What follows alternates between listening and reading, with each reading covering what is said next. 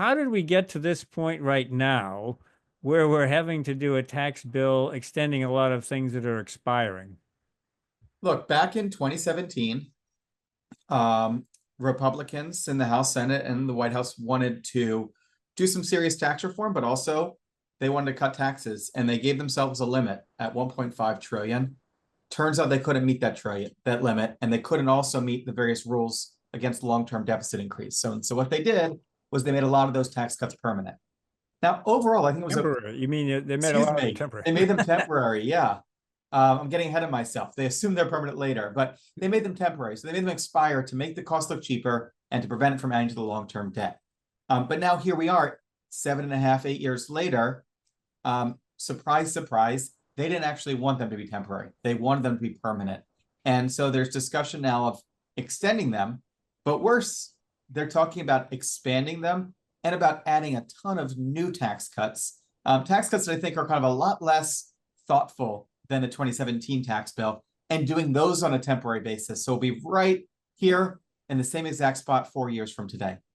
So it's not just a simple matter of let's just make these things permanent. That would be, well, let's just stop there for a minute. If making the 2017 tax cuts permanent would add how much to the deficits over the next 10 years? If we were to just make them permanent as is, depending on how you define it, we're talking about $3.5 to $4 trillion. If we look at this whole package, we're talking about somewhere like $6 trillion worth of tax cuts under consideration. Now, the original 2017 tax cuts, yeah, I think you said, well, 1.5 trillion or something. So That's right.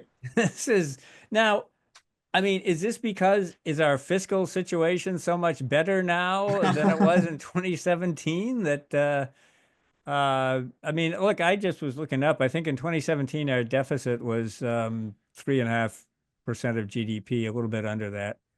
And now it's like it's over 6% of GDP, maybe 6.5 or a little under that. So, it looks to me like the fiscal situation is a lot worse now than it was in 2017. Why are we? This is a question that cannot be answered, but why are they adding on more deficit than than they did then? I mean, look, it's completely crazy. Most fiscal metrics are 2 to 4 times worse than they were, or as bad as they were in 2017. I think you pointed out our deficit as a share of GDP is twice as high. Our deficit in dollars, 2 trillion as opposed to 500 billion, is 4 times as high. How much our debt is above our historical average is twice as high. Interest rates are about 4 times as high. Interest payments are more than twice as high. Everything is way, way worse. If you looked at our economy, our budget, our inflationary pressures, our interest rates, any of this, you'd have to conclude that what we need right now is some deficit reduction. And so what does Congress do? The exact opposite of what we need.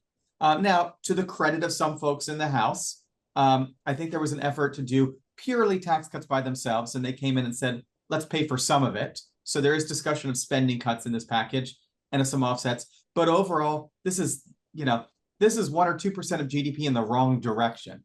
We need $8 trillion, basically a deficit reduction to get on a sustainable path. And this is probably going to be $4 trillion, maybe more, of deficit increases.